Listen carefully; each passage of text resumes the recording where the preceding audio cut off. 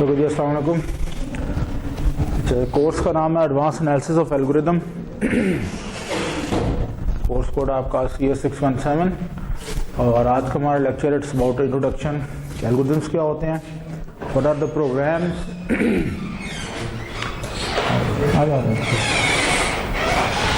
And what is analysis of algorithm and why we do need the analysis of algorithms. So पहला question पूछ लेता हूँ आप लोगों से, what is an algorithm?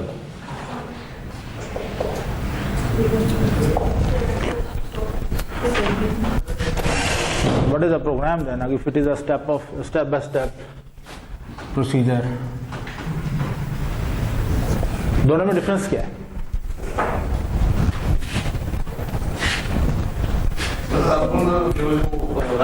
Programme होता है, ह्यूमन लैंग्वेज में प्रोग्राम होता है, कंप्यूटर लैंग्वेज में क्या ये डिफरेंस?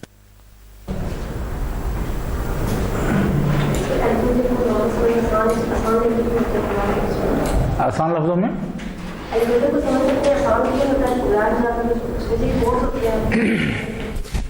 बेसिकली जो आपने पहले डेफिनेशन बताई थी ना, दी सेट ऑफ स्टेप्स या सेट ऑफ इंस्ट्रक्शंस,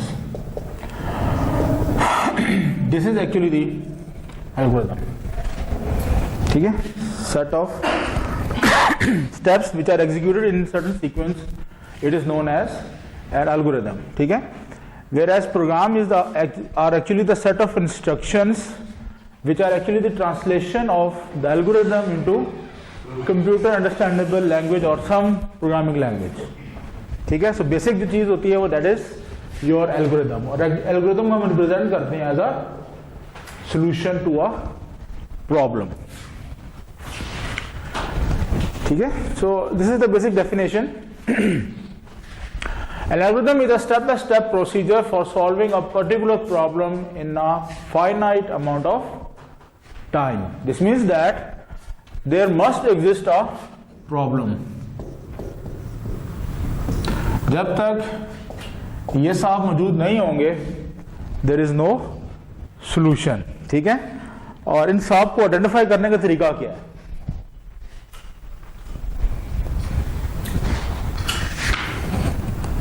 हम इसको कैसे आइडेंटिफाई कर सकते हैं?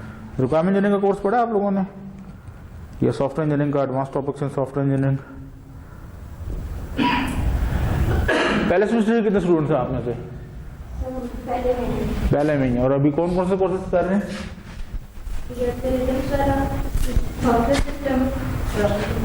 सॉफ्टवेयर, अच्छा ऐसी है, सॉफ्टवेयर सिस्टम आर्किटेक्चर। ठीक है, ओके। प्रॉब्लम्स हम किस तरह आइडेंटिफाई करते हैं नॉर्मली? जब आप में से, अच्छा ये बताएं, आप में से कौन कौन से लोग हैं जो सॉफ्टवेयर हाउस में काम करते हैं या प्रोग्रामिंग रिलेटेड उनकी जॉब है? तो आप छोड़ दें, कम भी छोड़ो। और ओके, याद रखिएगा जब भी आपके पास क्लाइंट आता है एक सॉफ्टवेयर हाउस के पास, या अगर आपको थोड़ा सा मैं बैकग्राउंड दे देता हूँ आपके प्रोग्रामिंग के कोर्सेज का, तो क्वेश्चन क्या आता था? Write a program that calculate the factorial, take two inputs, integer inputs, and calculate their addition, subtraction, multiplication, इस तरह की चीजें। ठीक है, which are actually the solution. ठीक है, you know that what is addition? Addition क्या होता है? X is equal to A plus B. So you have two integer numbers, you need to add it. Either you need to store the number or आपको directly output दिखाना है। Simple C++ के अंदर क्या आ रहा है, या तो आप कहते हो सी आउट एक्स कर लो, या फिर दूसरी स्टेटमेंट होती है सी आउट A plus B। दोनों तरीकों से आपका आउटपुट निकल आएगा। जो पहला तरीका वो क्या कर रहा है, इस सम को स्टोर कर रहा है। स्टोर क्यों कर रहा है? शायद कहीं आगे आने वाले स्टेप्स में इस वैल्यू की जरूरत है, लेकिन अगर जरूरत नहीं है तो एक वेरिएबल खाम हमें डिक्लेयर करना, उसको मेमोरी में एलोकेशन देना क्या सूटेबल है? हाँ या ना? नो यार यस, ऊंचा बोलो। नो, हाँ भी बाकी जो खामोश बैठे हैं। अगर तो मुझे सम की कहीं आगे जरूरत नहीं है, मैंने एवरेज कैलकुलेट करनी थी, तो this means that I need to calculate the sum. Agreed? तो मुझे सम स्टोर करने की जरूरत है ना वहां पे, या नहीं है? ताकि मैं एवरेज निकालूं सम डिवाइड बाय टोटल मेरे पास average is equal to sum divide by total, तो मेरे पास टोटल एवरेजेस की निकल आएगी. That is why I need a variable that can store the sum of 4 to 5 या जितने भी नंबर्स हैं उनका सम मैं स्टोर कर सकूं. ठीक है, लेकिन अगर मुझे ऐसी जरूरत नहीं है तो क्या ये सूटेबल है कि मैं x या sum is equal to a plus b एक सम वेरिएबल मैं डिफाइन करूं, ना सिर्फ डिफाइन करूं, एक लाइन ऑफ कोड ज़ाया करूं, अपनी एफर्ट ज़ाया करूं, मेरा टाइम मेरा लगेगा उसके ऊपर, और प्लस जो मेरे कंप्यूटर की रिसोर्सेज हैं वो भी कंज्यूम हो जाए. Will it be feasible? Even though 4 bytes he consume होंगे, ज़्यादा नहीं कंज्यूम होंगे. तो मेरा क्वेश्चन आपसे, क्या ये फिजिबल है? सामने तो कहीं ना कहीं लाजमी तो नहीं है, तो मैंने बता दिया. This is a correct syntactical statement, cout A plus B मुझे आउटपुट दे देगा.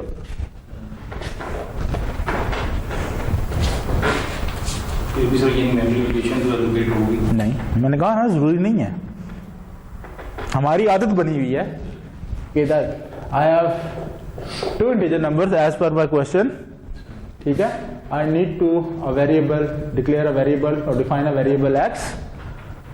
ठीक है, I need to take the inputs, then I need a variable जो कि इस वैल्यू को स्टोर करे, और आउटपुट मेरे पास क्या होगा? Cout X. This is whole, that's it. ये मेरा एक पूरा प्रोग्राम है जिसका काम क्या था? सिर्फ सम की वैल्यू डिस्प्ले करना. ठीक है, मैं इससे आगे नहीं जा रहा. मुझे कहीं भी इस सम की वैल्यू को यूटिलाइज नहीं करना. अगर यूटिलाइज करना होता तो वेरिएबल एक्स या सम, जो भी वेरिएबल का नाम दे रहे हैं, दैट वाज मैंडेटरी. लेकिन अगर मुझे सिंपल सी आउट एक सम का आउटपुट, एक 2 नंबर्स का सम का आउटपुट शो करना है, तो वहां मुझे वेरिएबल डिक्लेयर करने की जरूरत है. अब तो खुल के बोलो, है या नहीं है? हाँ है, क्यों? आगे भी जाके तो यूज हो सकती है, मतलब कि प्रोग्राम खत्म हो गया, यहां तक ही था. लेकिन सिंपल क्वेश्चन है. Take 2 integer inputs and display the result.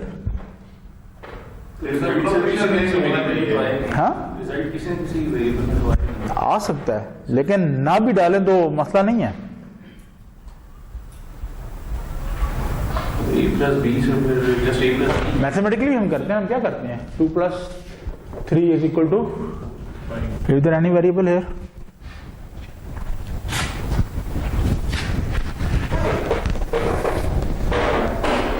Sir variable है ना, गुड प्रैक्टिस में आता है programming wise. No, not at all. Variable के मतलब कहा जाता है कि वेरिएबल आप उस वक्त डिक्लेयर करें जब आपको उसकी जरूरत है. जरूरत है, कहां भी जरूरत है यार? मैं वही तो पूछ रहा हूं. सम कहां भी, एक्स जो सम है, फिर हम एक्स नहीं लेते, सम ले लेते हैं. प्रोग्राम ये था कि आपने 2 इंटीजर इनपुट्स लेनी है और उनका जो एडिशन है वो आपने आउटपुट में शो करना है. That's all. मैंने आपसे एवरेज कैलकुलेट करने को नहीं कहा. अगर मैं एवरेज कैलकुलेट करने को कहता तो रीजनेबल आंसर है कि जी मुझे जो सम की वैल्यू कहीं स्टोर करवानी है, जो सम आएगा वो कहीं स्टोर होना चाहिए. तभी मैं एक सेकंड इक्वेशन यूज करते हुए एक एवरेज के वेरिएबल में, क्वेश्चन मेरा वहां पे फिर वही होगा, क्या एवरेज मुझे स्टोर करने की जरूरत है? That is the whole thing about analysis of algorithm. ठीक है, no doubt we are living in an era जहां पे हमें स्पेस का या स्टोरेज स्पेस का इशू नहीं है. ठीक है, तो हम चला लेते हैं. लेकिन हाँ, एक तरीके से स्टोरेज स्पेस का इशू है भी इन मोबाइल डिवाइसेस.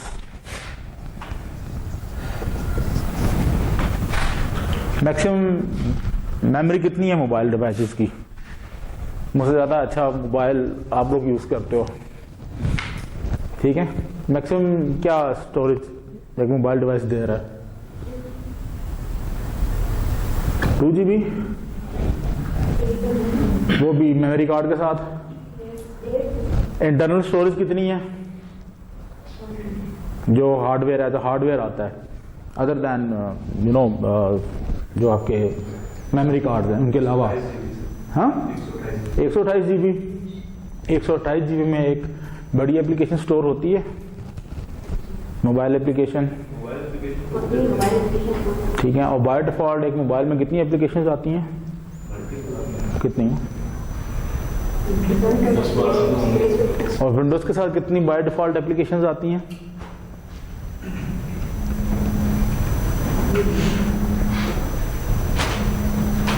बाय डिफॉल्ट कितनी आती है विंडोज के साथ एप्लीकेशंस? 314। कैसे? मैं गिनूं बैठ के सारे? जिस तरह क्वेश्चन किया सर, मेरे सर पर 3 करोड़ बाल है, हाँ जी कैसे हैं तो गिन लें सर आप। 5 एप्लीकेशन है टोटल जो बिल्ट इन एप्लीकेशन है विंडोज के साथ, ठीक है। इसमें क्लॉक आ गया आपका, आपके डिफरेंट, और जो कैलकुलेटर आ गया, एक गेम आ गई, इस तरह की चीज़ें, नोट पैड आ गया, ठीक है। ये वो चीज़ें हैं कि 5 से 6 एप्लीकेशन, लेस देन 10 एप्लीकेशन है जो कि विंडोज के साथ आती हैं। और विंडोज कितना स्टोरेज लेता है? 2 GB इंस्टॉलेशन के बाद, 2 से 3 GB, ठीक है।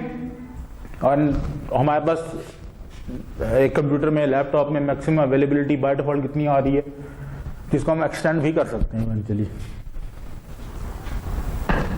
Minimum 500 GB as compared to 128 GB, which can be extended to 4 to 5 terabytes, provided कि आपके हार्डवेयर में कितनी पोर्ट्स अवेलेबल हैं। क्या आप मोबाइल की हार्ड ड्राइव इंक्रीज कर सकते हो? मेमोरी कार्ड नहीं, मेमोरी कार्ड के अलावा मेरे पास फ्लैश ड्राइव यहाँ पे अवेलेबल है कि कंपैरिजन में लैपटॉप में फ्लैश ड्राइव अवेलेबल है, वहाँ पे मेमोरी कार्ड है, ठीक है। मोबाइल डिवाइसेस की आप जो मेमोरी है वो आप इंक्रीज नहीं कर सकते। No certain facilities, after market facilities are even available for that purpose. Eventually कितना खर्चा है एक अच्छा मोबाइल लेने में विद 256? हाँ, कितने का आएगा? चले आईफोन अगर ब्रांडेड लोगे तो अच्छा खासा महंगा आएगा। एंड्रॉइड में गुजारा करना तो मिनिमम 50,000 अप्रॉक्सीमेटली। एग्रीड? तो कॉस्ट है ना। अगर आपके एल्गोरिथम ऐसा जान खाम कि उसने वेरिएबल्स डिक्लेयर किए हैं, मोबाइल एप्लीकेशन की बात कर रहा हूँ, खाम कि वेरिएबल्स डिक्लेयर किए हैं जहाँ पे उनकी जरूरत भी नहीं है, तो अगर 4 बाइट भी उठा के उसको कंज्यूम करते जाओ तो क्या होता है? Memory consumed, RAM consumed, RAM consumed, overall application की परफॉर्मेंस स्लो होगी। गेटिंग द पॉइंट, ठीक है। सो this is not the only thing कि आप एनालिसिस ऑफ एल्गोरिथम में मेमोरी को देखते हो, क्योंकि मेमोरी का आजकल इशू इतना नहीं है। मोबाइल एप्लीकेशन भी बिल्ट इन कुछ ऐसी चीजें हैं जिसके थ्रू आप कोड को बेहतर अंदाज में लिख सकते हो, और बेशुमार जो कंपाइलर्स हैं, सिमुलेटर्स हैं, स्पेशली एंड्रॉइड के और आईओएस के, वो आपको फैसिलिटेट करते हैं ये चीज आइडेंटिफाई करने में कहां पे आपने एक्स्ट्रा वेरिएबल डिक्लेयर किया हुआ जिसकी जरूरत नहीं है। As compare to mobile application या मोबाइल सिमुलेटर्स, जो आपके कंपाइलर्स हैं, ये फैसिलिटेट या ये फैसिलिटी प्रोवाइड नहीं कर रहे, जो कि डेस्कटॉप एप्लीकेशन के लिए या वेब बेस्ड एप्लीकेशन के लिए आप लैंग्वेजेस यूज कर रहे हैं, उसके अंदर ये फैसिलिटी अवेलेबल नहीं है। क्यों नहीं है? क्योंकि रीजन सबसे बड़ी ये है कि डेस्कटॉप बेस्ड एप्लीकेशन या सर्वर बेस्ड एप्लीकेशन के अंदर मेमोरी का एज इशू नहीं है। इशू कहां पे है? एफिशिएंसी का, कि आपका एल्गोरिथम कितना टाइम कंज्यूम करता है, ठीक है। So that the central block, ठीक है। एक प्रोग्राम को या एक सिस्टम को हम कैसे डिफाइन करते हैं? There are certain inputs which are gone through certain process and generate a output, ठीक है। So the relation between the input and the output is known as an algorithm, ठीक है। यहां पे सिंपल इस केस में मेरा एल्गोरिथम क्या है? दिस इक्वेशन,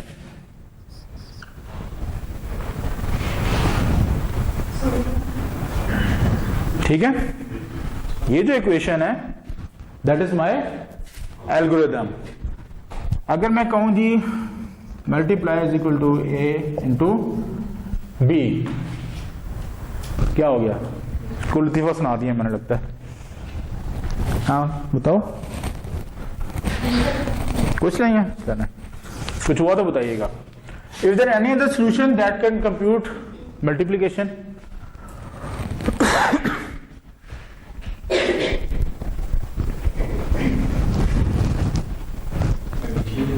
एडिशन के जरिए, ठीक है। Let us go. 2 into 3 is 6,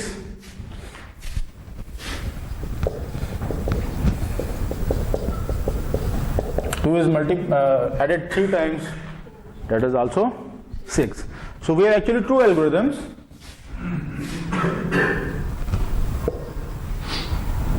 Let A be the 2 and B be 3. तो एक ही प्रॉब्लम क्या था, मल्टीप्लिकेशन का. उसके मेरे पास 2 पॉसिबल एल्गोरिथम्स हैं, multiplication and addition. Which one is faster? First one. Why? Due to lesser steps. कैसे? क्योंकि सर स्टेप्स जो है कैलकुलेशन के काम में. कितने स्टेप्स काम है यार? वेरिएबल भी उतने ही है, इधर 3 है, इधर 2 है. सर इसमें मतलब जो एक्सप्रेशन 2 है, a प्लस a. हाँ, तो उसमें a मल्टीप्लाई b है सर. तो वो 2 है या 3 है सर. तो my whole question is so what? कैसे कम है?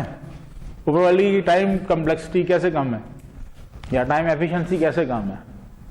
तो उसमें सीधा सीधा a मल्टीप्लाई b है, उसमें a प्लस a. टेक्निकली मैं देखूं, it should be executed 1 time, it should be executed 1 time. Overall complexity is 1, time complexity इसकी 1 है. तो होता रहे मेरी बुला से. मैंने कहानी क्या देखनी है एनालिसिस ऑफ एल्गोरिथम के अंदर, कि मैं एक प्रॉब्लम को कितनी जल्दी सॉल्व कर सकता हूं. ठीक है. हाँ, being a human it will be difficult for me कि मैं 3 नंबर्स को ऐड करूं, and it would be easier for me अगर मुझे 2 का पहाड़ा आता है. अगर नहीं आता तो छोटे बच्चे के लिए ये भी मसला है और ये भी मसला है. तो कीपिंग इन माइंड के बेस्ट केस कि बच्चों को 2 का भाड़ा भी आता है और उसको एडिशन का भी पता है, तो इक्वल टाइम के अंदर वो आउटपुट जनरेट कर लेगा. बच्चों को एडिशन बड़ी इजी लगती है एवरेज केस, कम्प्लेक्सिटी जो मल्टीप्लिकेशन है मुश्किल लगती है, तो इसका रिजल्ट जल्दी निकाल लेगा, इसका रिजल्ट लेट निकालेगा. और वर्स्ट केस क्या है कि बच्चे के दिमाग में कुछ भी नहीं आता, a प्लस b यानी कि 2 + 2 + 2 को भी मुश्किल से कंप्यूट करेगा, और 2 × 3 के लिए तो और ही मुश्किल बन जाएगी उसके लिए. ठीक है. सो एक एल्गोरिथम 3 डिफरेंट केसेस के ऊपर अपने आप को कि अपने आप की एफिशिएंसी शो करता है. Best case, average case and worst case. ठीक है. वो कुछ पल्ले पड़ रहा है, बात की नहीं पड़ रही. आज का लेक्चर पल्ले पड़ गया तो फिर आगे आसानी हो जाएगी बड़ी. ये नॉर्मल डिस्कशन जो हम पहले भी कर चुके हैं. This is important thing, solving a problem. First of all clearly define the problem. ठीक है. अब मैं जरा आपको थोड़ा सा रिक्वायरमेंट्स, ये तो मेरे जो फील्ड है स्पेशलाइजेशन फील्ड सॉफ्टवेयर इंजीनियरिंग का, थोड़ा सा मैं आपको रिक्वायरमेंट साइड के ऊपर लेके आऊंगा. क्लाइंट आता है आपके पास, आपको कहता है कि जी मुझे एक कैलकुलेटर बना दें जो स्टैट्स के डिफरेंट फंक्शंस परफॉर्म कर सके. तो इज ही और she is giving you a problem statement और a solution statement?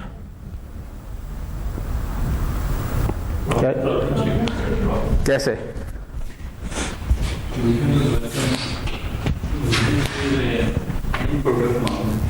And product sir उसने बता दिया ये सही है. हाँ, तो वो चाहिए, वो एंड प्रोडक्ट बता दिया था. एक कैलकुलेटर चाहिए जो कि स्टैटिस्टिकल ऑपरेशंस परफॉर्म कर सके. तो do you think it's a problem? Don't you think the problem ends with the question mark? For that you need to answer a solution.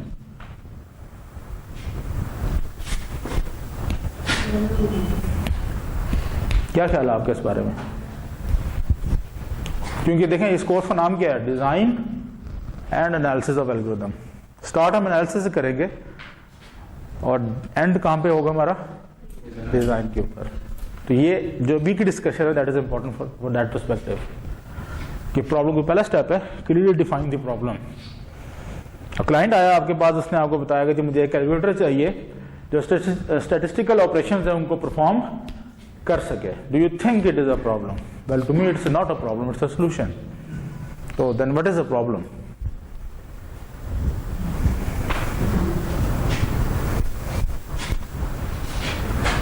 इसकी मिसाल ऐसे ही है कि आज को सर्दियों का मौसम है, ठीक है, आप में से कोई भी बंदा बगैर स्वेटर के नहीं है मिनिमम। क्यों? प्रॉब्लम क्या था? प्रॉब्लम था क्या? फिर सर्दी लग रही है, सोल्यूशन क्या निकला? स्वेटर, शॉल, टोपी, है कि नहीं है? तो प्रॉब्लम था क्या एक्चुअली? क्या ये प्रॉब्लम था कि स्वेटर पहन के जाना है, या ये प्रॉब्लम था कि ठंड है तो स्वेटर या टोपी या अपने आप को गर्म करने के लवाजमात साथ पहने? So that is the actual point कि you need to define the problem clearly. So question इसके अगेंस्ट जो क्लाइंट ने स्टेटमेंट दी कि I need a calculator that can perform different statistical operations, being a requirement engineer, being a system analyst, मेरा question counter question ये होना चाहिए, why do you want या why do you need a statistical calculator? That why question will lead me to the actual problem. ठीक है, आप university आए हो आज क्लास लेने के लिए, ठीक है, क्यों आए हो? अटेंडेंस तो लगनी नहीं, अटेंडेंस के मार्क्स भी नहीं आने, ग्रेड पे भी डिपेंडेंट करते। डीएल के स्टूडेंट कितना पढ़ते होंगे, मुझे पता है जितना वो पढ़ते हैं। फिर क्यों आए हो क्लास लेने के लिए? ऑनलाइन लेक्चरिंग कामरान साहब अवेलेबल है हमारे साथ, लेक्चर रिकॉर्ड कर देते हैं, ठीक है, थैंक्स टू हिम। आप लोगों को लेक्चर लाइव से मिल जाएंगे। फिर यहाँ फेस टू फेस बैठने की जरूरत क्या थी? सो अच्छा, तो नॉलेज गेट करके क्या करना है? What do you want to achieve? मेरे जो अभी डिस्कशन चलेगी उसको जरा गौर से देखना कि इवेंचुअली हम लीड कहाँ पे कर रहे हैं। एग्जाम में तो what do you get after getting good grade after in the exam? Degree, and after that what do you need a degree even? I think you are from army then. और बाकी जो कि army से नहीं है, जो कि अभी सिर्फ पढ़ाई कर रहे हैं, why do you need a degree? And what benefit do you get to have knowledge?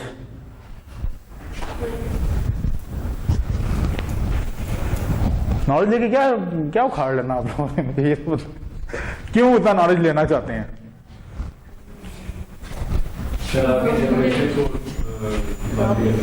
किसके लिए? कौन रहा है? जी, अगली जनरेशन के लिए। और हमें ट्रांसफर कर रहे हैं, हम आगे ट्रांसफर। वो तो मेरा नॉलेज इंक्रीज हो रहा है, सीधी सी बात है भाई।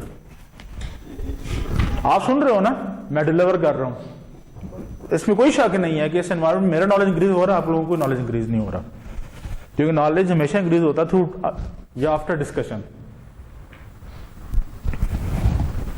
और डिस्कशन कहां पे फ्रूटफुल होती है?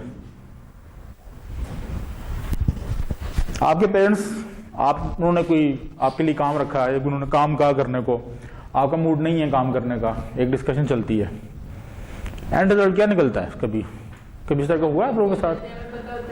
हाँ, रीजन क्या है? इसकी क्या रीजन है? Out of respect, number 1। Number 2,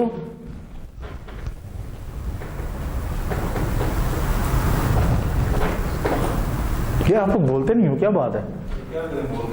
कुछ तो बोलना चाहिए ना। वो तुम्हारे नसीब के हैं। शुरू में बंद कर दिया। किस बात की मैंने बोलती बंद कर दी है यार? मैंने तो कुछ भी नहीं कहा। क्यों भी कहा? मैंने कुछ कहा है इनको अभी तक, या आज तक दोनों जितने लेक्चर में से रिकॉर्ड की कभी किसी को कुछ कहा है मैंने? तो बड़े अच्छे आए हैं। मैंने जिंदगी में पहले 5 A ग्रेड दिए, A माइनस मिला के। वो आप लोगों की है ना हरकतें कि पहले पास कर लेना, सर ना होते इस दफा। या इतनी बल्क जब मेरे पास 72 स्टूडेंट का आया तो उसमें से 5 A ग्रेड मेरे लिए बहुत ज्यादा है। हाँ, फेल 2 है मेरे ख्याल में, 2 के 3 तो करे। मैंने कब मना किया? नहीं, दिस इज योर प्रॉब्लम कि तुमने आपने PhD करनी है तो उसके लिए उतनी मेहनत भी रिक्वायर्ड है कि नहीं? मुझे बताओ। ग्रेड लेने हैं तभी मिनिमम 3 GP होगा तो ही किसी यूनिवर्सिटी में आप एडमिशन ले सकते हो। That is the minimum requirement. तो उस हिसाब से क्या मेहनत की? तो गलत क्या सही डायरेक्शन में की मेहनत? आपने एक असाइनमेंट नहीं अप्रूव की फिर क्या समझाया? तो जमा करानी थी ना, वो मेरा कसूर था। मैंने तो नहीं मना किया था, या मैंने हाथ पकड़ बंद है वैसे तुम्हारे के तुमने असाइनमेंट जमा नहीं करवानी। खबरदार जो असाइनमेंट जमा कराई तुम्हारे 10 नंबर आ जाएंगे पूरे। मैंने आपको खुद चेक करने सारा तो नहीं थी ना उधर, नहीं थी। अगर थी तो मैंने नंबर दे दिए। तो मसला तुम्हारा फाइनल एग्जाम में होगा, आगे क्लास के बाद रिजल्ट देख लेना। बैक टू द पॉइंट ना। सो मेन पॉइंट ये है कि क्लाइंट जो आपको आके स्टेटमेंट दे रहा है that is always not a problem. वो नॉर्मली आपको अपना सोल्यूशन बता रहा होता है, ठीक है। और सोल्यूशन किस अंदाज में बता रहा होता है कि जो उसके डेली टास्क हैं जो वो परफॉर्म करता है, that is the actually the algorithm. जो स्टेप बाय स्टेप वो टास्क परफॉर्म करता है एक्चुअली वो आपको बता रहा होता है, अपना एक्चुअल प्रॉब्लम नहीं बता रहा था। दो क्वेश्चंस हैं, why and what. Why question आपको लीड करेगा टुवर्ड्स द एक्चुअल प्रॉब्लम। पता चले उसने आपको ये कहा कि जी मुझे एक ऐसा कैलकुलेटर बना के दें जो स्टैटिस्टिकल ऑपरेशंस परफॉर्म कर सके, और स्टैट्स उस बंदे के लिए सिर्फ स्टैंडर्ड डेविएशन मीन की हद तक थी, जिसका जितना यूजेज उसने इवेंचुअली शायद करना था। क्या वो मीन निकाल सके, कैलकुलेटर मीन निकाल सके या मीन से आगे स्टैंडर्ड डेविएशन निकाल सके, ठीक है। और उसने आपको स्टेटमेंट क्या दी थी, स्टैटिस्टिकल ऑपरेशंस को परफॉर्म करें जो इन दो ऑपरेशन से कहीं ज्यादा आगे की चीजें हैं, ठीक है। सो एक्चुअल प्रॉब्लम को जब आइडेंटिफाई करना है, ये जो वाई का क्वेश्चन है ये आपको लीड करेगा एक्चुअल प्रॉब्लम की तरफ। बच्चा आता है आगे कहता है कि जी मुझे चिप्स खाने हैं, तो ऐसी क्या वो रीजन है जिसकी वजह से वो ये डिमांड कर रहा है, ये रिक्वेस्ट कर रहा है अपने पेरेंट्स से। जिन जिन की औलादे हैं उन्होंने कभी पूछने की कोशिश की है, या अपने छोटे बहन भाइयों ने कभी रिक्वेस्ट की हो कि मुझे हमें कुछ ला दें, आज पिज़्ज़ा खाना है हमने, तो कभी क्वेश्चनिंग की है उनसे? दिल कर रहा है, वो दिल कर रहा है, दिल का कोई वो मूल नहीं है। बच्चा आता जी हमारे BS में CS में SC में एडमिशन लेने के लिए, तो उससे क्वेश्चन पूछे हमें क्यों एडमिशन लिया CS में, अपनी यूनिवर्सिटी से छोड़ दो हमारी यूनिवर्सिटी में क्यों लिया। क्वेश्चन ये है कि CS में क्यों लिया, तो सब बस मुझे बड़ा अट्रैक्टिव फील्ड लगती है। भाई इसमें अट्रैक्टिव चीज क्या है कि सर हम बचपन से मोबाइल यूज कर रहे हैं। मैंने कहा इस तरह तो मेरे पास तो कुछ भी, मुझे तो इंटरेस्ट होना नहीं चाहिए था इस फील्ड में कि मेरे जमाने तो मोबाइल ऐसे थे ही नहीं, तो चुप हो जाते हैं वहां पे, ठीक है। सो मेन एम क्या है कि एक बार याद रखिएगा, वाई का आंसर हर बंदा आपको नहीं दे सकेगा अनलेस एंड अनटिल उसको डे टू डे अपने प्रोसेसेस का ना पता हो। अगर आप वो चीजें आइडेंटिफाई कर लेते हैं इस वाई के क्वेश्चन से एंड व्हाट के क्वेश्चन से, व्हाट आपको थोड़ा सा डिटेलिंग प्रोवाइड करेगा, ठीक है, कि क्या चीज है। लेट अस सपोज क्या अगर उसने इवेंचुअली यहाँ पे आके तान तो तोड़ी है कि जी मुझे दो ही बेसिकली जो ऑपरेशन है वो चाहिए, स्टैंडर्ड डेविएशन के और मीन के। एंड इन केस आपको नहीं पता स्टैंडर्ड डेविएशन और मीन क्या होता है, तो व्हाट का क्वेश्चन आपका स्टैंडर्ड डेविएशन का आंसर कर सकता है, मीन का आंसर आपको कर सकता है। जो वो आंसर आएगा that is also the part of algorithm, ठीक है। यहां तक बात क्लियर है, कोई मसला इसमें? Now you all know that for any problem there are multiple solutions, ठीक है। प्रॉब्लम आपका आज यहाँ पे आने का क्या था कि आपको शायद ये ना पता हो कि आपकी क्लास किधर है, ठीक है। शायद टाइम टेबल में शेड्यूल कहीं और हुई भी है, आई थिंक सो। देखा टाइम टेबल आप लोगों ने? इधर ही है। चलो उसको मौसम को पता चल गया जी मैं क्लास इधर ही लेता हूँ, वरना पिछले सेमेस्टर तक ये था 2-3 सेमेस्टर पीछे से कि वो लेक्चर और 1 या 2 में मेरी क्लास शेड्यूल करता था, मैं उसको कहता था उस क्लास ऊपर शिफ्ट करो, ठीक है। सो द पॉइंट इज के whenever there is a problem there are multiple solution of problem. Let us suppose हम अज्यूम कर लेते हैं कि आपका आज का प्रॉब्लम ये था कि क्लास जो है लेक्चर और 2 में शेड्यूल्ड है, जबकि क्लास एक्चुअली हो कहां पे रही है, D306 में। दैट वाज अ प्रॉब्लम कि एक्चुअल क्लास हो कहां पे रही है, तो उसको आइडेंटिफाई कैसे करोगे? To whom you will contact first, provided कि आप लोग मुझे भी नहीं जानते, कोऑर्डिनेटर से पूछेंगे जो फर्स्ट कांटेक्ट रहा है जब से आपका आप लोगों का एडमिशन हुआ है, उससे पूछेंगे, वो आपको डायरेक्शन प्रोवाइड करेगा, ठीक है। यहां तक आने के 2 रास्ते हैं। तो ये भी पॉसिबिलिटी है जहाँ पे सर बैठते हैं शायद उधर ही क्लास, नहीं उधर ही क्लास हो रही है। यहां आने के 2 रास्ते हैं। आपने कौन सा रास्ता मुंतखब किया है? इतनी तकलीफ देने की क्यों जरूरत पेश आई आपको? हैं? लाइट चली गई होगी यार उस टाइम पे। What would you prefer? क्या आप लिफ्ट से आना पसंद करोगे या आप स्टेज से आना पसंद करोगे? Why? डिस्कशन हो रही है, काइंडली इसको ध्यान में रखिएगा। Well, good answer. Less risk और प्रॉब्लम्स क्या है उसमें? मेहनत लगेगी ज्यादा, ठीक है, आपके रिसोर्सेज ज्यादा कंज्यूम होंगे, कैलोरी ज्यादा सड़ जाएंगी, थोड़े पतले हो जाओगे, ठीक है। और आसानी जो दूसरा सोल्यूशन है लिफ्ट वाला, उसमें आपने रिस्क बता दिया, जो डेंजरस है, जो डेंजर है वो आपने बता दिया कि लाइट बंद हो सकती है, की होने वजह से लिफ्ट बंद हो सकती है, या खुदा ना खासा जो लिफ्ट की जो स्लिंग है वो टूट सकती है, लिफ्ट नीचे गिर सकती है, अल्लाह रहम करे सारों पे, ठीक है। लेकिन उसमें अच्छाई क्या है? टाइम कम लगता है। चलें थोड़ा सिनेरियो चेंज करते हैं। No class has been started for 15 minutes. अब आप कौन सा सोल्यूशन चूज करना पसंद करेंगे, बाय स्टेज और by lift? Provided with all the discussion the risks and benefits we have discussed right now, कि स्टेज पे जाने के रिस्क क्या हैं, उसके बेनिफिट्स क्या हैं, जो लिफ्ट है उसके थ्रू बेनिफिट्स और रिस्क क्या है।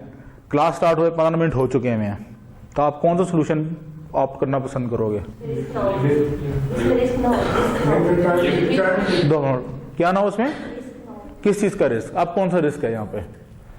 क्लास स्टार्ट हो चुकी है, अब अज्यूम चले मैंने अटेंडेंस भी लगा ली और मैं क्लास के दरवाजे बंद कर दिए, आपको पहली क्लास के बाद अंदाजा हो गया। और अभी सिनेरियो थोड़ा चेंज करता हूँ। यू स्टिल हैव 5 मिनट्स कि मैं 3:20 पे दरवाजा लॉक करूंगा। सर हर टाइम लाइट नहीं होता ना, कभी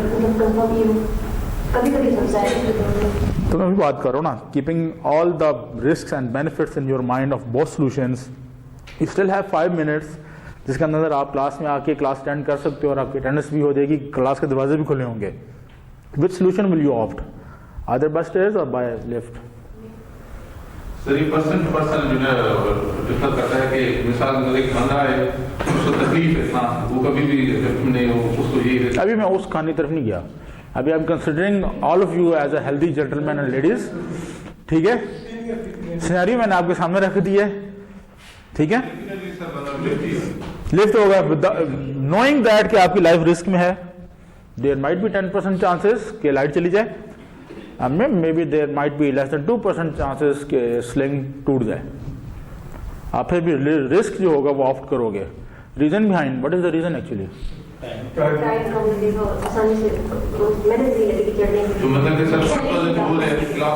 will that reason be enough for you? क्या आप कुछ चीज लूज नहीं करोगे? 5 मिनट है आपके पास and I am planning for major quiz in the class. क्या आप तब भी अपनी सेहत का ख्याल रखेंगे? रिस्क ले लेंगे, ये भी पता है कि जान जा सकती है, इंजर हो सकते हैं, रिस्क ले लेंगे। तो इवेंचुअली गोल क्या था ओवरऑल? क्लास में पहुंचना है, टाइमली पहुंचना है। You took the risk of your life, ठीक है, और आप पहुंच गए।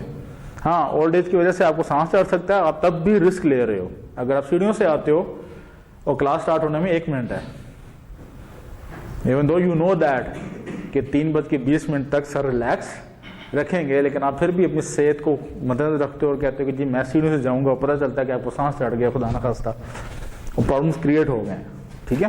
द पॉइंट इज, ओवरऑल इस डिस्कशन का पूरा मकसद क्या है कि हर सोल्यूशन के साथ कोई ना कोई रिस्क एंड बेनिफिट्स अटैच होते हैं। द पॉइंट इज कि आप कहाँ पे रिस्क को फोकस दोगे, कहाँ पे बेनिफिट्स को फोकस दोगे, it all depends on the current circumstances जिसमें वो एल्गोरिदम रन कर रहा है। अगर एक एल्गोरिदम है जो कि डेस्कटॉप बेस्ड एप्लीकेशन में भी रन करेगा और सेम एल्गोरिदम आपकी मोबाइल एप्लीकेशन में भी रन करेगा, दोनों में एक चीज का डिफरेंस लाजमी आएगा। नंबर 1,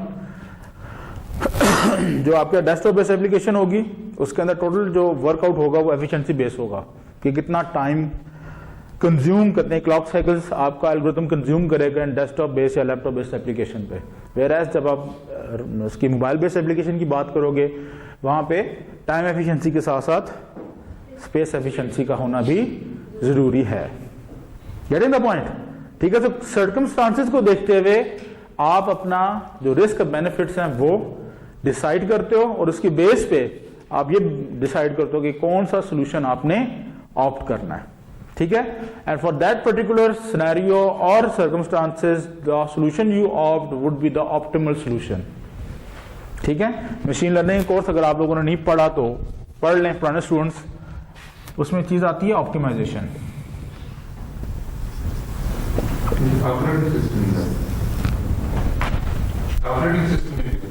ऑप्टिमाइजेशन मैं एक और सेंस में बात कर रहा हूं। ऑप्टिमाइजेशन क्या है? बेसिकली एक पर्टिकुलर इक्वेशन के against if that equation leads towards the minimization problem या मैक्सिमाइजेशन प्रॉब्लम, तो what would be the optimal values for that equation which give you the global maxima और global minima. That is the optimization. ठीक है, particular scenarios में रहते हुए, particular circumstances में रहते हुए आपकी एक इक्वेशन या योर एल्गोरिथम आपको किन वैल्यूज के ऊपर मैक्सिमम या मिनिमम वैल्यूज प्रोवाइड कर सकता है।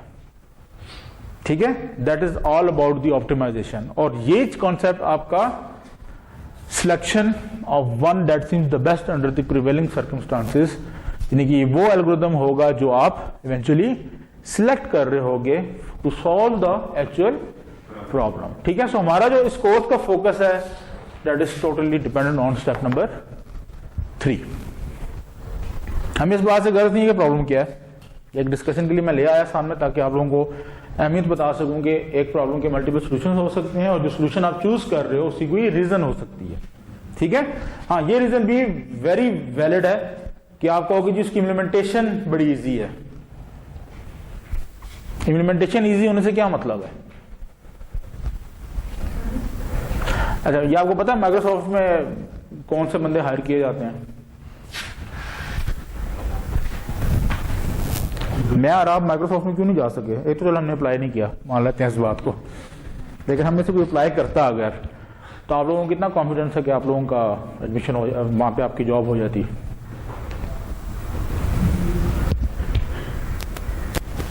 कोई भी नहीं है।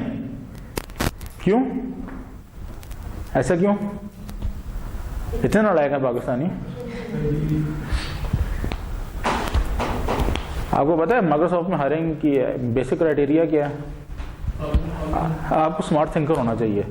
और स्मार्ट थिंकर कौन होते हैं स्टूडेंट्स में? जो लेजी होते हैं। गुड, क्योंकि वो अपनी लेजीनेस की वजह से डिटेलिंग में नहीं जाते, वो डायरेक्टली सोल्यूशन की तरफ जाते हैं। They need a solution. हाँ, वो उसको एनालिसिस कभी भी नहीं करेंगे उनका जो सोल्यूशन है वो कितना बेहतर है। दैट इज व्हाई माइक्रोसॉफ्ट के अंदर जो उसके विंडोज है वो उसमें बहुत से प्रॉब्लम्स हैं, क्योंकि उसमें सारे बंदे वही हायर किए हैं जो कि जुगाड़ी सोल्यूशन लगाते हैं। फटाफट मामला खत्म करो। एज कम्पेयर टू लिनक्स देखो या सन स्पायरस की डिफरेंट जो पुराने सिस्टम हुआ करते थे, इसको मैकेंटॉश के जो आईओएस है या उनका जो ऑपरेटिंग सिस्टम है मैक का, ठीक है, उसमें देखो तो they are very stable operating systems as compare to Windows. GUI based application भी सपोर्ट कर रहे हैं। पहले टाइम होता था सिर्फ शेल बेस्ड एप्लीकेशन होती थी, वहाँ पे आपको कमांड लिख के उनको चलाना पड़ता था। USB भी आपने अटैच करनी तो दो कमांड जिनकी बेस पे आप उसको चला रहे होते थे, उसकी फाइल्स ओपन कर रहे होते थे। अभी है कि आप प्लग एंड प्ले करके सारे काम कर लेते हो, इतना उन्होंने फैसिलिटेट कर दिया हुआ है। लेकिन फिर भी हम विंडोज पे बैठे हैं, क्या रीजन है इसकी? आप में से कितने लोग हैं जो कि लिनक्स या other than Windows operating system use कर रहे हैं अपने डेस्कटॉप में या लैपटॉप्स में? विंडोज का सबसे पहले क्योंकि आया था लोगों की आदत पड़ी। गलत, टोटली गलत। GUI बेस्ड के लिहाज से ज्यादा यूजर फ्रेंडली था। आपको पता है कि विंडोज से पहले उसका जो GUI बेस से पहले भी उसका कोई वर्जन था? नहीं, विंडोज का ही वर्जन था, DOS base, DOS, MS DOS। ठीक है, दैट वाज द बेसिक जो कर्नल है उसका। उसका एक इंटरफेस है जो MS DOS के नाम से आपने सुना होगा, अभी भी आपको कमांड प्रॉम्प्ट उसको आप कहते हो, ठीक है। उस टाइम पे सारे बिफोर 1995 सारे के सारे ऑपरेटिंग सिस्टम आपकी कमांड लाइन बेस्ड थे। 1995 के अंदर फर्स्ट वर्जन आया विंडोज 95 का, लेकिन उससे पहले भी एक वर्जन आया था जो कि नॉन कमर्शियल वर्जन था, दैट वाज विंडोज 1। 3.1 भी था, नॉन कमर्शियल वर्जन सारे के सारे ये, ठीक है। Windows 95 was the first commercial version जो कि बिल गेट्स ने लॉन्च किया था, और ओरिएंटेशन सेरेमनी के अंदर ही फेल हो गया था, क्रैश कर गया था, ठीक है। इसके बावजूद भी लोगों ने उसको यूज किया और काफी अरसे तक वो यूज होता रहा है, ठीक है। 2003 तक तो मैं उसको यूज करता रहा हूँ विंडोज 95 को। फिर मिलेनियम आई, विस्टा आई, 98 भी बीच में आया, ठीक है। तो फिर उसके बाद XP आया, तो XP फिर काफी अरसे चलता रहा है, ठीक है। आपके जो आपका विंडोज का 10 का जो 8, 9, 10 जितने भी वर्जन आए हैं वो सारे के सारे बेसिकली बेस करते हैं आपके विंडोज XP की बेस लाइन के ऊपर। बीच में उन्होंने विंडोज NT भी निकाली जो नेटवर्क या सर्वर साइड कम्युनिकेशन के लिए थी, और उसके अपने एक वर्जन चल रहे हैं, ठीक है। सो ओवरऑल डिस्कशन का मकसद ये है कि जो प्रॉब्लम है बेसिकली वो प्रॉब्लम था क्या कि विंडोज का GUI वर्जन सामने आया, इतनी क्या मुसीबत पड़ी हुई थी। सर प्रॉम्प्ट के मतलब मुश्किल था टाइप करना, कमांड आपको मुश्किल लगता है प्रॉम्प्ट को टाइप करना? सर उसमें स्पेस कंप्यूटर साइंस के स्टूडेंट होते हुए स्टूडेंट को तो नहीं लगेगा ना कि नाम बंदे को लगेगा, दैट्स अ पॉइंट कि हर बंदा कंप्यूटर साइंटिस्ट नहीं होता, ना उसको प्रोग्रामिंग आती है, ठीक है, ना ही वो इन डिटेल कंप्यूटर एप्लीकेशंस को यूज कर सकता है, ठीक है। सो उन लोगों को फैसिलिटेट करने के लिए दैट वाज इंपॉर्टेंट कि इनका GUI बेस्ड वर्जन्स लाए जाते, ठीक है, ताकि इफेक्टिवली उसको यूटिलाइज किया जा सके। क्योंकि 90s मिड 80s के बाद से सॉफ्टवेयर एप्लीकेशंस बनना स्टार्ट हो गई थी, लेकिन उसको वही लोग यूज कर पा रहे थे जो कि कंप्यूटर्स का बेसिक नॉलेज रखते थे, और उस वक्त का बेसिक नॉलेज क्या था, कमांड प्रॉम्प्ट को यूज करना, चाहे वो किसी भी ऑपरेटिंग सिस्टम का है, ठीक है। तो दैट इज वाई वो हर बंदा इफेक्टिवली उसको यूज नहीं कर रहा था, that is why it was mandatory at that time कि जी आपकी GUI बेस्ड विंडोज लाई जाए और प्लग एंड प्ले के तहत उसके अंदर सारी चीजें चल रही हो। विंडोज 95 में भी 40% काम ऐसा था जो MS DOS बेस्ड होता था उस टाइम पे भी, 98 में भी इस तरह ही चलता रहा है, लेकिन मिलेनियम और विस्टा के बाद से ऑनवर्ड उन्होंने फिर सारी चीजें आपकी बहुत कम इंटरेक्शन रह गई MS DOS के साथ, ठीक है। जब मैं अंडर ग्रेड कर रहा था बैक इन 2000 जब मैंने स्टार्ट किया तो उस वक्त विंडोज जो MS DOS था उसके बकायदा लेक्चर्स होते थे, कॉपी कट पेस्ट कॉपी इस तरह की कमांड्स वो लगा के हमें बताते थे कि इस तरह कॉपी होता है एक्चुअली बैक एंड पे, ठीक है। और इवेंचुअली हमने जो कंपाइलर अपना बनाया तो उसके अंदर भी कंपाइलर कंस्ट्रक्शन के कोर्स के अंदर कंपाइलर बनाया तो बनाया, उसके बाद उसके अंदर एक चीज ये भी डाली कि आपने एक फाइल एक जगह से कॉपी करनी है दूसरी जगह में पेस्ट करनी है, जो आपने प्रोग्राम लिखा है जो एग्जीक्यूट हुआ है आपका, ठीक है। तो वो यूटिलिटी भी बीच में अंदर हमने कमांड प्रॉम्प्ट के थ्रू वो चीजें सारी डाली, क्योंकि दैट वाज अ सिंटैक्चुअल थिंग। उसकी एक ग्रामर है, जैसे लाइक आप TPM में जो मुझसे पढ़ चुके हैं उन्होंने देखा होगा कि हर सिंटैक्स के अगेंस्ट कोई ग्रामर है तो उसका सिंटैक्स और उसके सिमेंटिक्स क्रिएट हो रहे हैं, ठीक है। सो वक्त एक आपने कॉपी कमांड लिखनी है तो that command was your own command, वो आपकी नॉर्मल MS DOS की कमांड नहीं है। Copy source location space destination location, ठीक है, इस तरह की कमांड नहीं है, वो आपकी अपनी क्रिएट की हुई कमांड है, उसकी अपनी एक ग्रामर बन रही है, उसकी अपनी एक अंडरस्टैंडिंग सिमेंटिक्स बन रहे हैं, ठीक है।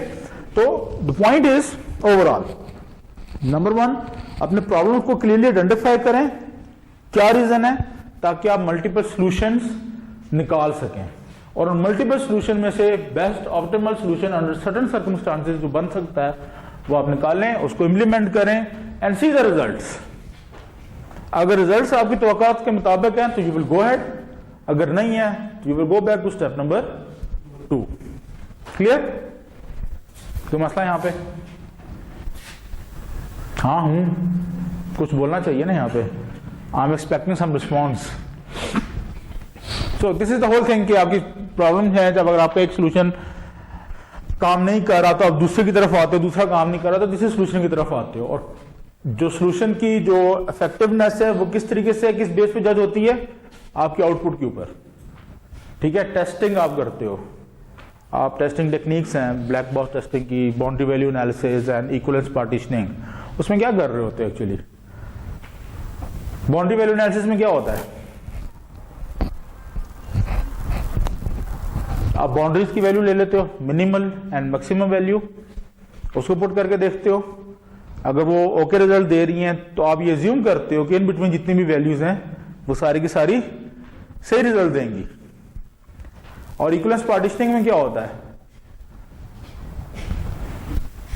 आप एक मिड वैल्यू उठा लेते हो, ठीक है, to make it more clear कि अगर मिडिल में से कोई एक वैल्यू मैं उठाता हूं और उस पर मुझे रिजल्ट ठीक मिलता है तो इट्स अ बेटर सोल्यूशन, जो कि टेस्टेबल सोल्यूशन है मेरा, मुझे सही रिजल्ट्स पुट अप कर रहा है। लेकिन still there is a big question mark, there might be the probability कि वहां पे कोई ऐसा नंबर हो, इनपुट नंबर, जो कि आपका गलत रिजल्ट दे रहा हो।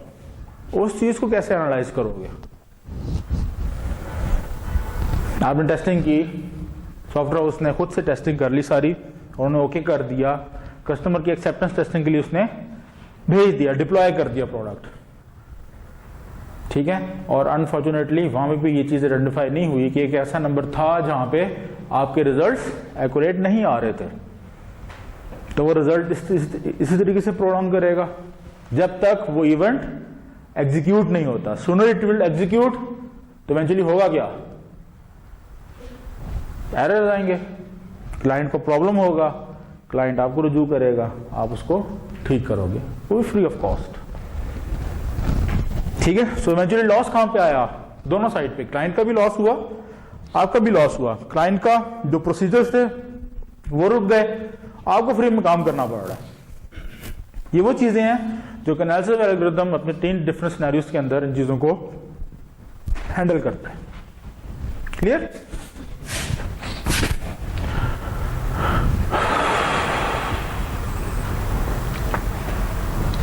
सो ये वही डिस्कशन है, there is one problem and you have multiple solutions. और एक बार याद रखिएगा, सॉल्यूशन हमेशा रिप्रेजेंट करता है इनपुट एंड आउटपुट के रिलेशनशिप को, ठीक है। वो जो रिलेशनशिप है, if you are able to make an equation और make a logic for that, and logic का मतलब क्या है? बेसिकली जो प्रोग्रामिंग कंस्ट्रक्ट्स हैं उनको यूज करते हुए with certain equation you achieve certain results. तो आपके जो एक्चुअल एल्गोरिथम है वो set of sequence of elements हैं। ये सी आउट सी इन ये जो स्टेप मैंने लिखे हैं, इनकी कम्प्लेक्सिटी सिर्फ 1 है, that's all. Total time complexity क्या बन जाएगी? 4 है, 4 linear. The ultimate I can achieve from any algorithm, the best thing I can achieve, ठीक है। Well, if it comes, this means that अगर ये 4 है, मैं इक्वेशन जिसने एक दफा एग्जीक्यूट होना है वो n कर दूं, तो ये that 4 would become n infinite पे जाके, फिर भी it's a linear thing, but it is not if it is a this thing n square, n cube, log of n, ठीक है। तो ये एक्चुअली शो क्या कर रहा है? जब एक्चुअली टाइम कम्प्लेक्सिटी आपकी इसी इक्वेशन की फॉर्म में निकल रही होगी, ये एक्चुअली वो इक्वेशन है, वो ग्रोथ रेट एल्गोरिथम का, जिस पे बेस पे आपका जो एल्गोरिथम है वो अपनी ग्रोथ शो कर रहा है। If it is linear, that is the best thing you can have, ठीक है। अगर एक कहा जाता है ना, अगर आपको एक एल्गोरिथम अच्छा परफॉर्म नहीं कर रहा, उसको बेहतर बनाए, वो बेहतरी क्या है एक्चुअली? ये लीनियरिटी अचीव करना, नथिंग मोर देन दैट। अगर एग्जिस्टिंग एल्गोरिथम की जो कम्प्लेक्सिटी निकल रही है बेस्ट केस में या वर्स्ट केस में, आप उसको अगर लीनियर फॉर्म में ले आओ, दैट इज द इंप्रूवमेंट, ठीक है। वो चीज हम इसी कोर्स के अंदर सारी चीजें हम देख रहे होंगे। मेन चीज जो देखने की है, properties of an algorithm, it must be composed of ordered sequence of precise steps, ठीक है। And remember that precision will always be defined by certain equation और certain logic. The second property is it must have a finite number of well defined instructions. कोई program आज तक आपने ऐसा नहीं लिखा होगा जिसमें इनफाइनाइट स्टेप्स हों, ऐसा ही है। तो there must be some finite set of steps, ताकि आप उसकी कम्प्लेक्सिटी है वो एक बेहतर अंदाज में कैलकुलेट कर सके। कोई भी एल्गोरिथम ऐसा बोल तो एग्जिस्ट नहीं करता जिसमें इनफाइनाइट स्टेप्स हों, ठीक है। वो कहीं ना कहीं किसी न किसी जगह पे जाके टर्मिनेट करेगा, तो termination will also be the property of the algorithm. कोई भी जो आपका एग्जीक्यूशन सीक्वेंस ऑफ इंस्ट्रक्शन का जो एग्जीक्यूशन सीक्वेंस है उसके अंदर एम्बिग्यूटी नहीं होनी चाहिए। और एम्बिग्यूटी आएगी कब? Whenever there is a option, selection आ गई आपके पास, ये स्विच स्टेटमेंट है, ठीक है, इफ एल्स आ गया, यस और नो, ठीक है। यहां पे एम्बिग्यूटी आपकी नॉर्मली क्रिएट होती है और स्पेसिफिकली क्रिएट होती है स्विच स्टेटमेंट के अंदर कि अगर आपने कोई ऐसा पार्ट डिफाइन कर दिया है, एक ऐसा केस डिफाइन कर दिया जिसे शायद कभी भी एग्जीक्यूट नहीं होना, ठीक है, that will be the bad smell in the code and that path will increase the complexity of the algorithm eventually, ठीक है। तो उसको यहां पे मौजूद नहीं होना चाहिए, ठीक है। आप में से बहुत से जो कोडर्स हैं उनकी आदत होती है कि आप एक लूप लगाते हो और उसके बाद एक आउटपुट स्टेटमेंट लिखते हो, ये देखने के लिए कि लूप सही तरह एग्जीक्यूट कर रहा है कि नहीं कर रहा, ऐसा ही है, चेक करने के लिए। लेकिन जब चेक कर लेते हो तो उसके बाद उसको that is the permanent part of that code, unnecessary activity है। हो सकता है कि आपने एक लूप लगाना हो और एक वेरिएबल के अंदर अगर लूप ने 10 दफा या 20 दफा जितना भी चलना है, at the end of the termination of the loop एक वेरिएबल एक्स जिसके अंदर कोई वैल्यू स्टोर हो रही है जिसने कि आगे जाके यूज होना है, और आपने साथ ना सिर्फ वेरिएबल में वैल्यू स्टोर करो, बस साथ साथ वैल्यू भी चेक करने के लिए एक आउटपुट की स्टेटमेंट डाली हुई है जो कि अननेसेसरी स्टेटमेंट है। वो और कुछ नहीं करेगी, अगर लूप 20 टाइम्स चल रहा है तो उसकी कॉम्प्लेक्सिटी 20 निकल आएगी। And if that termination condition is represented as N and N is taken from the user, तो कॉम्प्लेक्सिटी उसके हिसाब से इंक्रीज होगी। It may be 200 times, may be 400,000, 10,000, 20,000 times आपकी कॉम्प्लेक्सिटी एल्गोरिथम की इंक्रीज हो जाए based on the input by the user, कि यूजर क्या इनपुट दे रहा है, ठीक है। तो उस चीज को भी देखना है कि अननेसेसरी जो एक्टिविटीज आ रही हैं, अननेसेसरी स्टेटमेंट्स आ रही हैं आपकी एल्गोरिथम में, आपने उसको रिमूव करना है, ठीक है। So it must be correct and it must have some termination statement. Syntax and semantics. Syntax क्या होता है और सिमेंटिक्स क्या होती है? सिंटैक्स सर स्पेलिंग टाइप वाले जो वो सेमेटिक उसकी grammar, Rules to write the program. Sorry, Rules to write the program. And what is called Syntax. Syntax, ठीक है। These are the rules. Grammar जो है ना, that is actually the syntax, ठीक है। और ग्रामर के अंदर एक चीज आती है attribute grammar, that shows the minimum level of semantics, कि एक स्टेटमेंट आपने लिखी है उसका एक्चुअली मतलब क्या है, ठीक है। वो मतलब जो समझना है, जो आपके कंपाइलर ने अंडरस्टैंड करना है, that is known as a semantics. And जो ग्रामेटिकल रूल्स हैं, जो लैंग्वेज को लिखने का तरीका कार है, that is known as syntax, ठीक है। सो सिंटैक्स के एरर्स निकालना बड़ा इजी है क्योंकि ग्रामर डिफाइंड है, ग्रामर वेल डिफाइंड ग्रामर होती है, तो आपका सिंटैक्स क्रिएट होता है और उन्हीं रूल्स को अगर आप फॉलो ना कर रहे हो सिंटैक्स में, तो that creates a syntax error, that can be easily identified, compiler खुद सपोर्ट कर रहा है आपको। Semantic on the other hand, semantic का जो एरर्स होते हैं वो कंपाइलर आपको नहीं बताता, ना ही आइडेंटिफाई करके देता है। वो कैसे पता चलता है आपको? आपके जो आउटपुट है वो एज पर योर रिक्वायर्ड या डिजायर्ड आउटपुट है वो आपकी नहीं आ रही होती, ठीक है। तो ये इसके अंदर मेन चीजें हैं। So why algorithms are used for?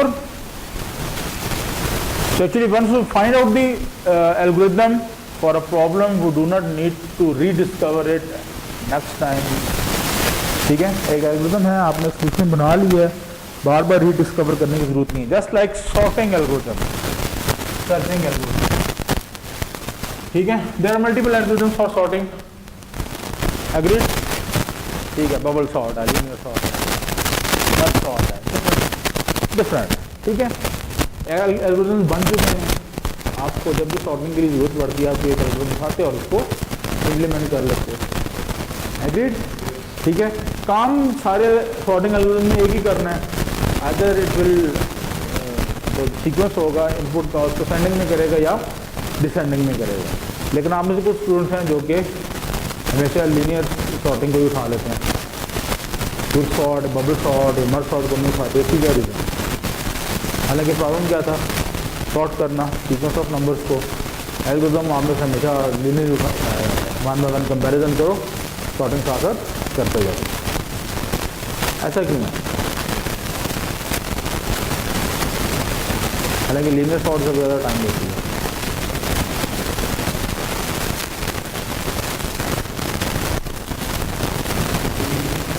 क्यों? क्या क्या इजीनेस क्या है उसके अंदर? कोडिंग करना आसान है।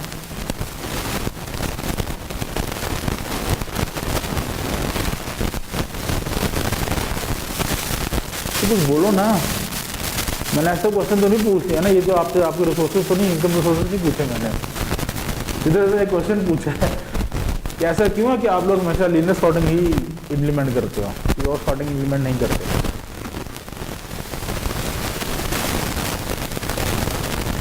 दूसरी सबसे बड़ी रीज़न ये है कि आप यूज टू उसी के, और कोई रीज़न नहीं है। बाकी एल्गोरिथम अगर नाम पता है तो काम नहीं पता, उसके काम किस तरह करना है, ठीक है? तो आप कहते हैं जो चीज़ पता है उसी को इम्प्लीमेंट कर लो, that is the easiness. Human mind ही ऐसा है, ह्यूमन नेचर ऐसी है कि वो इजी स्टेप्स की तरफ जाते हैं, ठीक है? द पॉइंट इज कि वो इजी स्टेप्स जो हैं वो कितने एफिशिएंट हैं, दैट मैटर्स अ लॉट, ठीक है?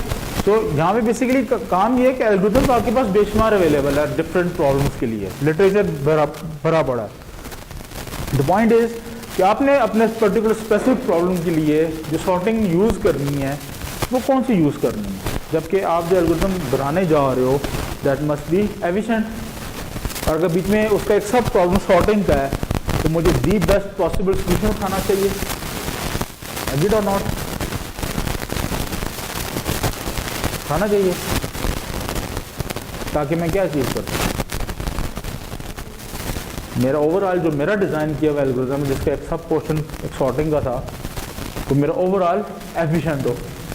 लेकिन मैं चले ओवरऑल एफिशिएंसी मैंने अगर कंप्यूट कर ली, लेकिन मुझे पता चल गया कि मेरे एल्गोरिथम के ओवरऑल एनालिसिस पे क्या है, जो सॉर्टिंग वाला जो मैंने later source merge sort is much better than other sorting algorithm, मैंने मर्ज सॉर्ट ही यूज़ की उसके अंदर, लेकिन मुझे ये नज़र आ रहा है कि मेरे ओवरऑल जो एल्गोरिथम है उसकी कम्प्लेक्सिटी थोड़ी इंक्रीज हो गई है सिर्फ इस एक मर्ज सॉर्ट को यूज़ करने पे।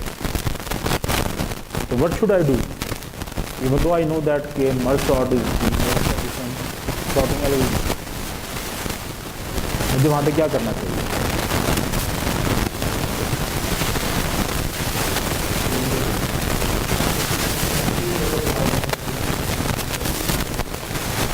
मुझे लग रहा है मेरे जो ओवरऑल सोल्यूशन जो मैंने अपना एल्गोरिथम बनाया इन्वॉल्विंग द मर्ज सॉर्ट, उसकी complexity as per my Dzire नहीं थी।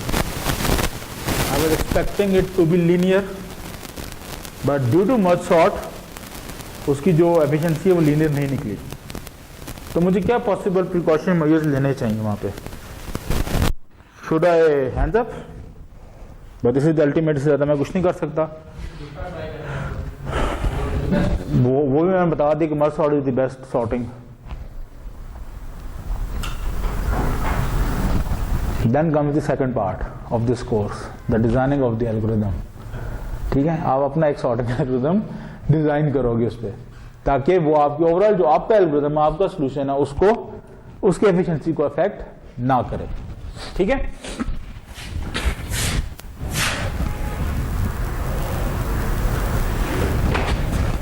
ये चीज देखते हैं। बेसिकली एल्गोरिथम डिजाइनिंग के अंदर दो इंपॉर्टेंट चीजें जो कि आप लोगों ने बेसिकली देखनी होती है। नंबर वन कि आपके जो रिजल्ट्स हैं वो करेक्ट आ रहे हो, and number two already existing algorithms जो पर्टिकुलर प्रॉब्लम को सॉल्व कर रहे हैं उनके कंपैरिजन में आपका एल्गोरिथम ज्यादा एफिशिएंट हो, ठीक है?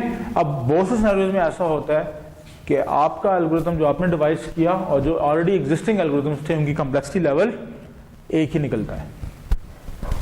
Still there is a way which one you select. तो वो क्या पॉसिबल वे हो सकता है?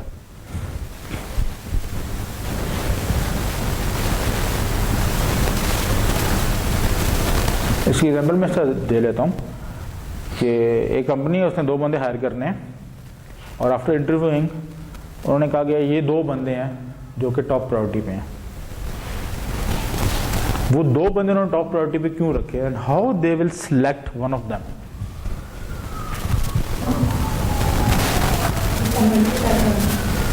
नॉलेज तभी तो वो एक ही लेवल पे थे, नॉलेज वाइज, एक्सपीरियंस वाइज, सब एट्रीब्यूट्स को सामने रखते हुए दो बंदों ने फर्स्ट पोजीशन होल्ड की। तो being a recruiter, which one you select? जिसकी कम होगी उसे रखने की नॉलेज भी होगा और एक्सपेक्टेशन भी कम होगी। डू यू थिंक कि जो जिनका नॉलेज होता है, क्या वो एक जो सैलरी एक्सपेक्टेशंस देते हैं या अपनी सैलरी डिमांड बताते हैं वो आउट ऑफ द वर्ल्ड बताते हैं? नहीं, दैट डिफरेंस तो नहीं होता है। कितना डिफरेंस होगा? चलें, दो बंदे हैं जिनका एक्सपीरियंस लेवल भी एक जैसा, उनका नॉलेज वाइज भी एक जैसा, और डिफरेंट जो प्रोजेक्ट्स पे जिन्होंने उन पे काम किया उनकी कम्प्लेक्सिटी लेवल भी एक जैसा। Both are the selectable candidates, ठीक है। और सैलरी जो है वो दैट इज ऑलवेज एक अच्छा तरीका जो है salary, that is you give your minimum and with the minimum और मैक्सिमम रेंज आप अपनी बताते हो कि इस रेंज के अंदर that is acceptable. Minimum range वो होती है जो मार्केट की होती है, एंड मैक्सिमम रेंज वो होती है जहाँ पे आपकी ख्वाहिश होती है, and that should not be more than 5000 difference से ज़्यादा नहीं होनी चाहिए, ठीक है। तो यू आर, और ये जो धंधरियाँ हैं यार, ये जो एक्सपीरियंस है, एक्सपीरियंस बंदों को पता होता है कि उन्होंने क्या डिमांड देनी है। So how you will select?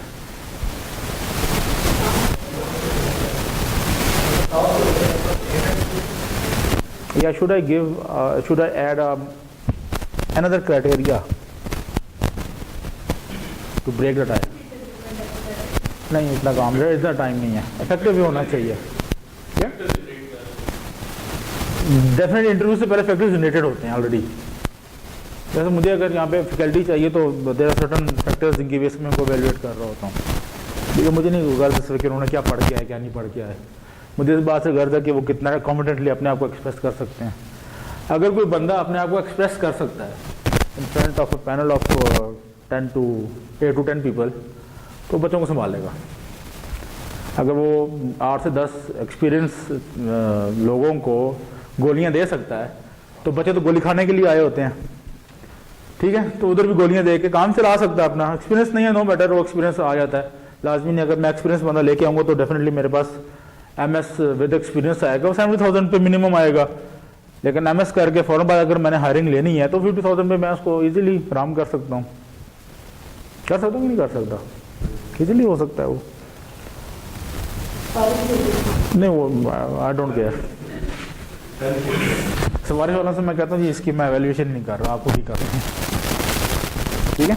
तो द पॉइंट इज कि there must be some another criteria जिनकी बेस पे, जो कि टाइप ब्रेकिंग क्राइटेरिया होना चाहिए। और वो क्या हो सकता है? लेट अस सपोज मैं कहता हूँ जी मेरे पास आगे दो बंदे जो कि टॉप होल्डर्स थे, मेरी रिक्वायरमेंट ये है कि आप कम से कम पैसों में आ जाएं, ठीक है, और मिनिमम उनका अगर जीरो एक्सपीरियंस भी है तो ओके, लेकिन MS MPhil उनका होना जरूरी है, ठीक है। लेट अस सपोज मुझे सॉफ्टवेयर इंजीनियरिंग का बंदा चाहिए तो MS या BS इन सॉफ्टवेयर इंजीनियरिंग मिनिमम उसका होना चाहिए, ठीक है। सो दो बंदे आगे ऐसे कि जो कि इक्वल सैलरी डिमांड भी कर रहे थे, एक्सपीरियंस रिक्वायर्ड नहीं था, लेकिन नॉलेज वाइज भी अगर उनको जज किया जाए तो देवर इक्वल, ठीक है। तो what should be the next criteria जो मुझे हेल्प कर सके एक अप्रोप्रिएट बंदा सिलेक्ट करने में? मसलन मैंने एक टीचर सिलेक्ट करना है, बताएं क्या टास्क देंगे आप उसको?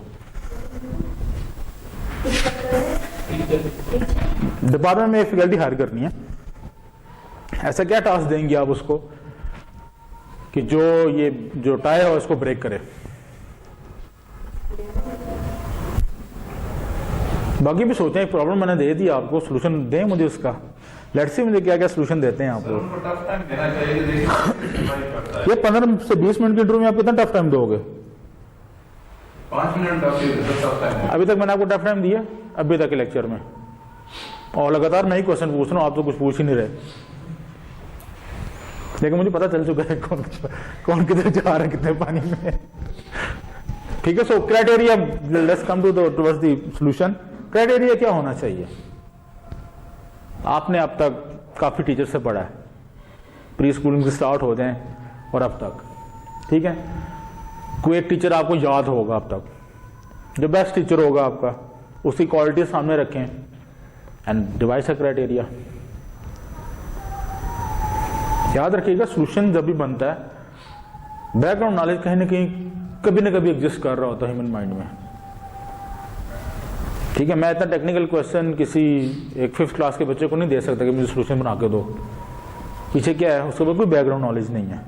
उसको सिर्फ ये पता है कंप्यूटर क्या होता है, लेकिन उसको ये नहीं पता कि कंप्यूटर से हम अपनी मर्जी का काम कैसे ले सकते हैं। तो वह नॉलेज आपके पास है, आपको पता है कि बेस्ट टीचर की क्वालिटीज क्या हैं। तो how you device a criteria जो कि टाई ब्रेकअप करे। सर लेक्चर डिलीवर करा रहे हैं, स्टूडेंट से फीडबैक जिसकी फीडबैक देते हो। आज तक आपने कितने फीडबैक्स दिए हैं और कितने अच्छे दिए हैं, ये ज्यादा, या जिसको मैं कहता हूँ कितने वैलिडेटेड दिए हैं। आपको पता है कि हम स्टूडेंट्स फीडबैक लेते हैं, जरूर लेते हैं, लेकिन कभी यकीन नहीं करते उस पर। क्योंकि जो टीचर टफ टाइम देता है स्टूडेंट के खिलाफ होता है, जो टीचर इजी होता है स्टूडेंट बड़ा खुश होता है। और मेरे लिए वही क्वेश्चन मार्क होता है, उस बंदे को पकड़ूंगी जिससे बच्चे बहुत ज्यादा खुश है। मेरे लिए वो टीचर बेहतरीन टीचर है जो कि टफ टाइम देता है और बच्चों की उसकी जो है ना कहते हैं ना, जो उसकी उनकी परसेप्शन है, बच्चों की जो राय है वो बहुत खराब है। और मेरे लिए वो एक अच्छा टीचर है, क्योंकि ऐसे टीचर को ग्रेजुएशन के बाद उसकी तारीफ होती है और उस टीचर को गालियां पड़ती हैं। स्टूडेंट गालियां देते हैं उस टीचर को कि जिसने इनको बहुत ईजी रखा हो। वो उस टाइम पे मिलती हैं ड्यूरिंग द 4 years और 2 years ऑफ MS और BS। नहीं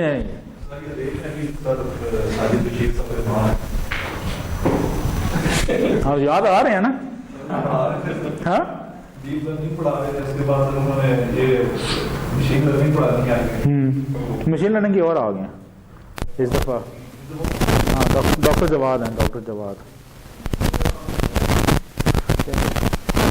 क्लास का विकल्प थी ना, डॉक्टर जवाद है। बहरहाल come to the point, solution निकालें। लेक्चर हमारा खत्म हो चुका है।